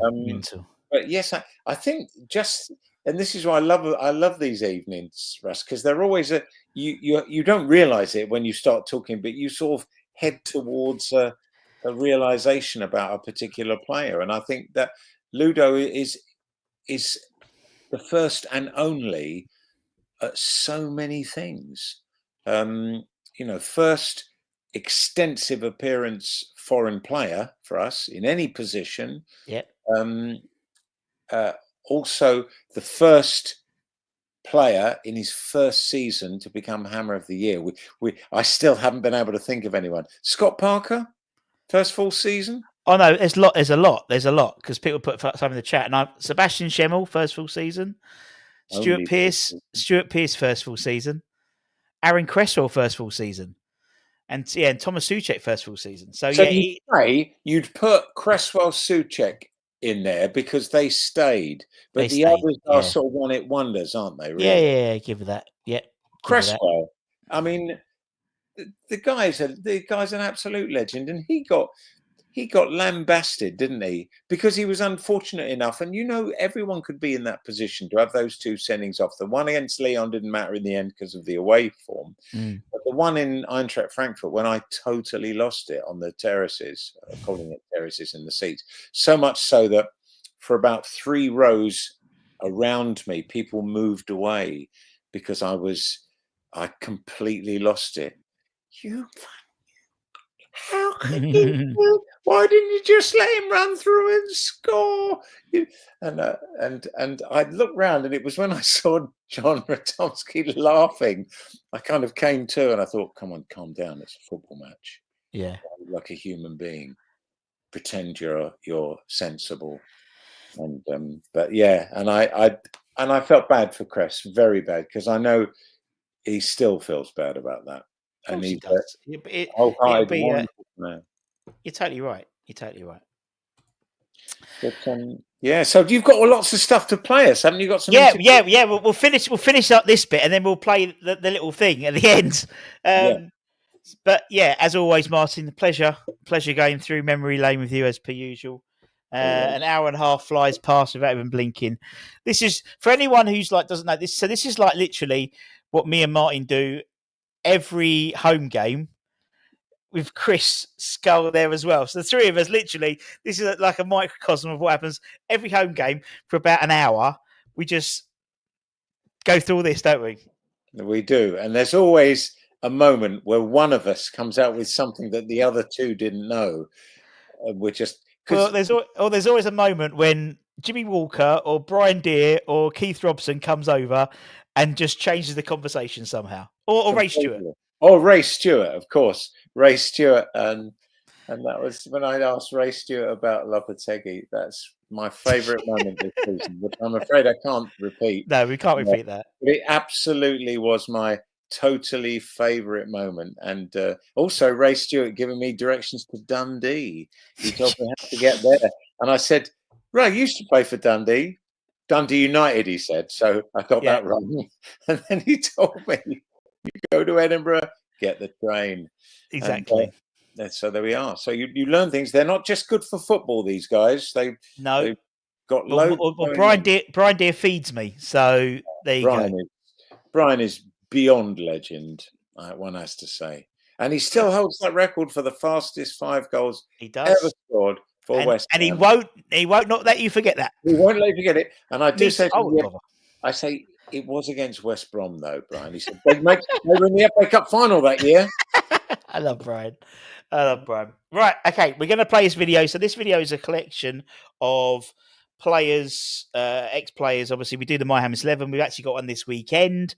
For anyone who's a channel member, you know who we're interviewing. It's a very good one. He hasn't been on the channel before because you can ask questions. We'll just say that he may have recently just announced his retirement from football. That's all we'll say who it is. So that'll be good. And so we've collected all the ones who have picked Ludo in their side. So we'll finish off today with that. But Martin, been a pleasure as always, my friend. Absolutely. And as I said, if anyone that we've still got ages to our next home game, isn't it? It's like it's been ages. I know, it's nuts. I have to say, I am going to Wolves next week, and I have the absolute and utter pleasure of being the guest of Max Fitzgerald, who is our media guy. One of the nicest people in the world. And I say to Max, I really want Wolves to stay up, but could you just give us the 3 points? We could do with them. You don't need them. No one's going to catch Wolves. They're safe as houses. Matthias Cunha's not playing anyway, so they might as well just throw this one away. He scored for Brazil, was it? He got the only goal. Yeah, and they were beaten 4-1 by Argentina. Did I remember that correctly? Yeah, so a Paquetaless Brazil side. Yes, absolutely. Paquetaless Brazil. I hope there's not going to be a Paquetaless West Ham side. Well, we'll find out in another 2 weeks. We've got 2 weeks to go. Now. Is it 2 weeks? Oh, well, it's just a 3 week trial. Yeah. So he will probably play against Wolves. Oh, he'll play against Wolves. Yeah. Well, even if I think anything happens, they'll be in the pill. And Ivan Toney. Ivan Toney went on playing for about 6 months. Exactly. When he was a sin. There's only 10 games left. Yeah, there's only he should play, but all of you West Ham fans out there are thinking about that Wolves game. Just remember who we just got back from Nottingham Forest, Mr. Ward-Prowse, who scored direct from a corner in that game. We won 2-1 rather fortuitously when Kilman, was it not Kilman who scored, who had his goal disallowed because someone got in front of Fabs? How can I possibly? I couldn't see what was going on. Oh, just Anywhere near you. That was woke nonsense. Now, right, let's get this because this is about 20-minute video. Anyway, Martin, I'll see you soon. You don't have to stay around. See you, mate. Take care. Much love. So Ludo was just. Do you know what? He was a dream for me because when Ludo when he used to come for crosses when we were defending in the low block. Ludo would come for a cross, and as soon as I see him coming towards the ball, I used to start making my way. I used to start going because I knew he's playing it, he's throwing it, or he's kicking it. He was a dream for a front man or a wide man because you knew as soon as he caught the ball, he's looking to play you in. And but he was just so agile. He was as fit as a fiddle. He used to bring beers in when he used to come back from the Czech Republic that were like rocket fuel. Yeah, he was just a top lad, and then a great goalie. I mean, some of his saves that he's made, certainly that season, because I can still remember some of them. I remember one, he's full stretch, top corner, touched it round the post, like unbelievable save. He's just a really good goalkeeper, and had a great career at West Ham. Yeah, he's like one of those. It was almost like a little bit ahead of his time, I thought. In terms of disrespect, we had obviously Parks in before, just a big man mountain of a goalkeeper. Where Ludo was more, although he's still very tall and still big, he's very slender, very sort of very physical, very. He had that sort of modern, and he always used to kick the ball really funny, sort of like on the side. He used to have sort of throw his leg around, but love Ludo, such a nice guy. I used to remember because when I used to live in Loughton, and then the school I was at, we'd always play Forest, and his kid played for Forest, Martin, and he was just as tall as Ludo, good old. His lad still is. It's funny. I was talking to him. His lad still lives in Loughton, I think. I think he still lives that way. So it was. I just remember he was just huge. He was just so tall, so tall. Right, we'll put Ludo in. Okay, I just could not at all decide between the two for a number of reasons. Phil for what he did for me, as well as being a great goalkeeper. Changed goalkeeping at West Ham. He came in and done fantastic for them. And then when Ludo comes in.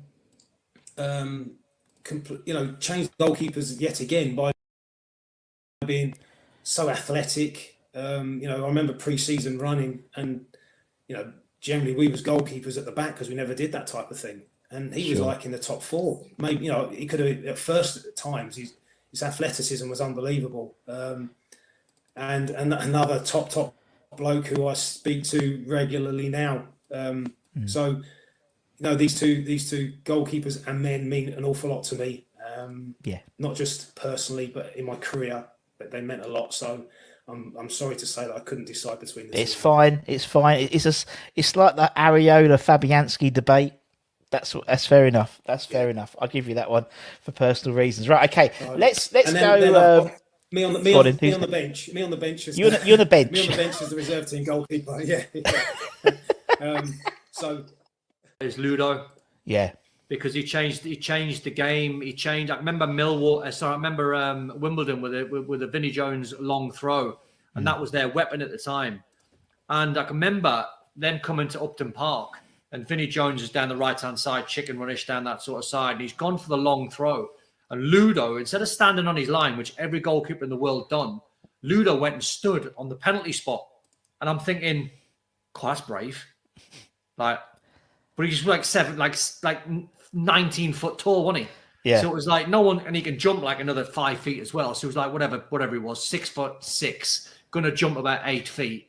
And Vinnie Jones threw it on the penalty spot, and Ludo literally just went, "Thank you very much," and caught it. So the next time they had a throw in, Vinnie Jones was thinking, "Where am I going to throw it?" So Ludo stood on the penalty spot, and he threw it on the edge of the box. That was their whole game plan knackered. Their whole game plan out the window.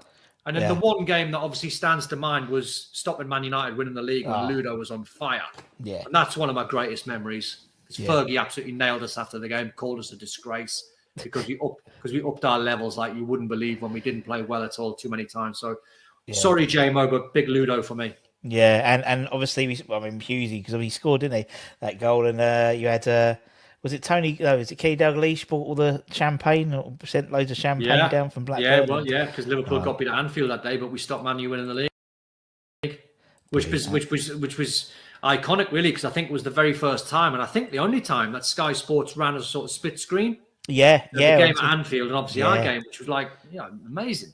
Yeah, I mean nowadays you can just do it yourself now. It's crazy now. You can do it on the telly. But you're right, it was quite revolutionary at the time, having both games at the same time. Right, put Ludo in goal. Let's go one or two. I think it is. You could pick. And who are you going to have in goal for the Quinn 11? Well, it was a very difficult decision because obviously Phil Parkes played when I was there and Ludek Miklosko. Yeah. And it's very hard to separate them. You know, I know Phil wasn't he the highest? It was the highest fee for a goalkeeper at the time when he came to West Ham and all that. It's very hard to split them two up, but I'll go with Ludek. Yeah. Because I just thought he was. He was obviously not better than Phil Parkes, but he was probably a bit more athletic. Than Phil Parkes. Yeah. But both of them have got the same attributes: great shot stoppers, dominant in the air, could kick a ball great, and everything else. Very hard to split them up, but I've gone with big Ludo in goal. It sounds good. Great. When he first came, he couldn't hardly speak any English, and it was hilarious. And then still can't really. As he went along, he started picking bits up and that, and it's just funny to hear him coming out with some of the stuff. Yeah. Oh, bless him. Oh, he's a lovely guy as well. Right, okay, Ludo's in goal. There's only one goalkeeper for me, mate. Ludo, obviously. Yeah. I had 2 spells there, but Ludo was, mate, professional, unbelievable. And a sponsored Skoda, mate. It don't get no better. Exactly. Who would have a Skoda? Oh, bless him. Yeah, I think it was it Butts, and I was talking to Butts, and he was talking about Martin Allen. No, it wasn't Butts. Tell it was Kevin Keane, and Martin Allen had a his car was sponsored by Alan Ford, ran by Romford on the roundabout, and he would get. Few of them had Fords from sponsors then. And I bought my car from them. I live in Hornchurch, so keeping the tradition going. But he'd get a phone call every month from Alan Fords to say that there'd been a complaint about his driving. What's the price? Right, so we'll put Ludo in goal. Let's have to go big Ludo. You got to be Ludo. Could be Ludo. I'm going to make notes so I don't forget. In that Man United match. Yeah. And many other times as well. Not just that, but that was unbelievable. Yeah. And that's the only thing that I remember from that game is those last 5 minutes, because I was on the bench and I'd been taken off for maybe the last 15 minutes, was those saves that Ludo made. I don't really even remember much about my own goal. I remember those saves, and it was just crazy. But he was a proper. Where was he from? Czech? Yeah, it's Czech Republic. Although the famous song, he says he's from near Moscow, but it's because it didn't really work as a tune. So but I think West Ham. I think actually Moscow was closer to the Czech Republic than it was to London, right? Or something like that. But yeah, Czech Republic came over. Yeah, big shoes to fill. We had obviously Phil Parkes before, legendary West Ham goalkeeper. Probably one of the first foreign imports as well. But back then, you were looking at, no disrespect to foreign goalkeepers, but they were different to British goalkeepers. Yeah. Ludo, I wouldn't say he was a foreign goalkeeper. No, he was more like a British goalkeeper. Like a British build, and come for crosses and made saves and stuff like that. Yeah. And wasn't great with the feet, probably. No, well, he could run. I think he Ludo. Yeah, I mean, he was always one of those. I mean, I obviously he was a legend, but you talk about how people in crowds and stuff. my granddad always used to call him Loopy Ludo, so I've always just still known him as Loopy Ludo. Yeah. So but I think Man United tried to buy him. Well, when they were looking at getting Schmeichel's replacement, because it was almost like, well, he always does us in anyway. If we get him, he can't stuck us to win the title. But yeah, no, Ludo, lovely bloke and very quiet man. Yeah, he was very quiet man. But if he lost the bat, you knew about it. Yeah, to be quite honest with you, so you didn't want to get on the wrong side of him. Nah, because he'd batter you. Well, he would batter me, but and we do. And then you saw Ludo. Of course, Ludo came in with me, signed by Lou McCarr, and it was chalk and cheese because Ludo was short hair and he had the great body and tall, and he was a modern day keeper. So, to be fair, I didn't see enough of Phil because I know Phil was a fantastic, and I saw he was a fantastic keeper. But Ludo was a modern keeper. I love the way he used to come out his line, and he used to start coming off his line, which keepers don't do anymore. No. Very corners, they get trapped on the line. Ludo used to be out for free kicks, and some of his shot saving was brilliant.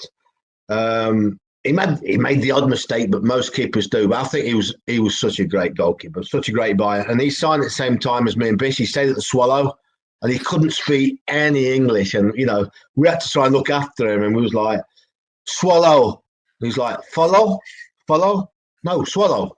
I follow to the Swallow. It was like, oh, Ludo. But the best Ludo story is when we first signed, we had a fancy dress party at Christmas.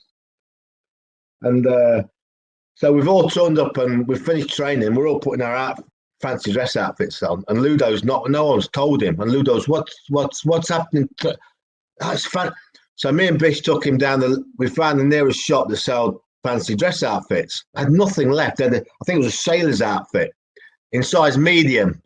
That's all we got. So we've got him in this little sailor's outfit. Ludo, he looked brilliant, to be fair. Far too small. And then I think Frank McAvaney got some limousines ordered.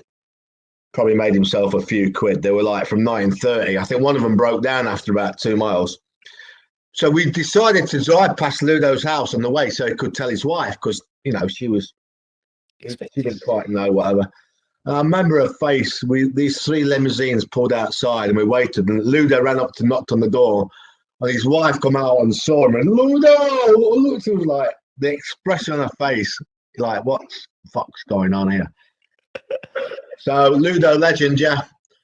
Fantastic goalkeeper. And he made some assists. Some of his kicking to me was amazing because he found me. I think he had a couple of assists for me. I think a goal against Watford, against David James, and put in the top corner. It was Ludo's assist. So, yeah.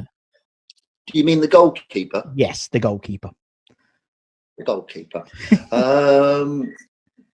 I think without a shadow of a doubt, that's just a simple, easy one.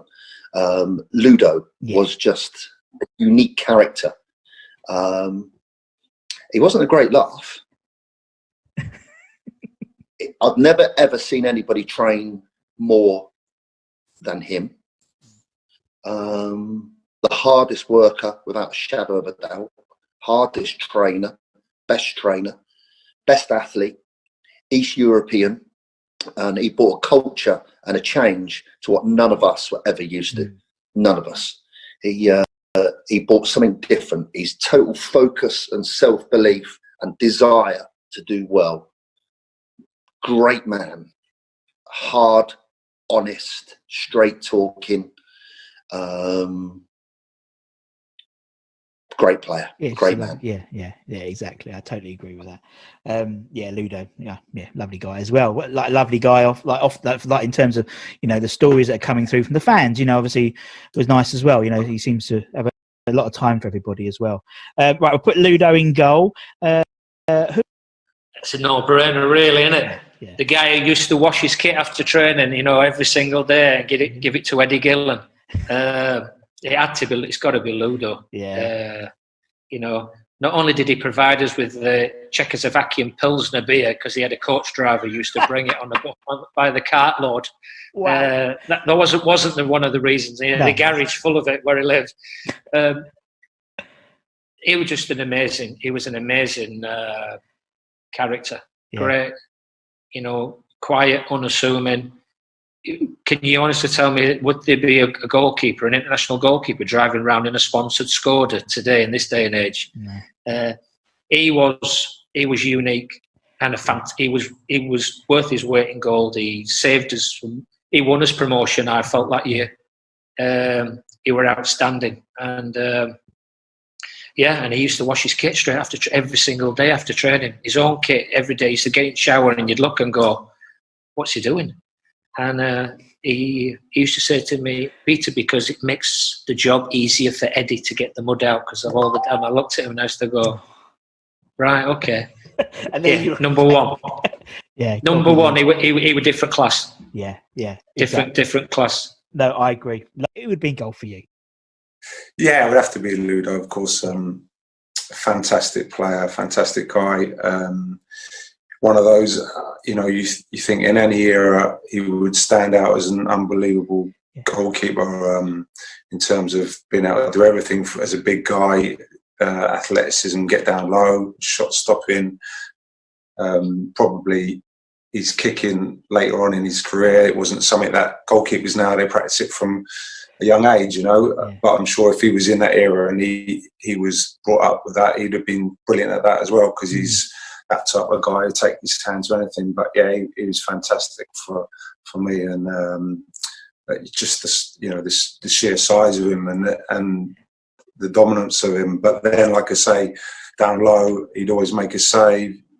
Just fantastic, organise you, talk to you in his own way, but good, absolutely top class goalkeeper and a top class guy as well. Definitely. Yeah. I mean, later on, Shaka, a few games, and Craig, people like that. Obviously, fantastic goalkeepers.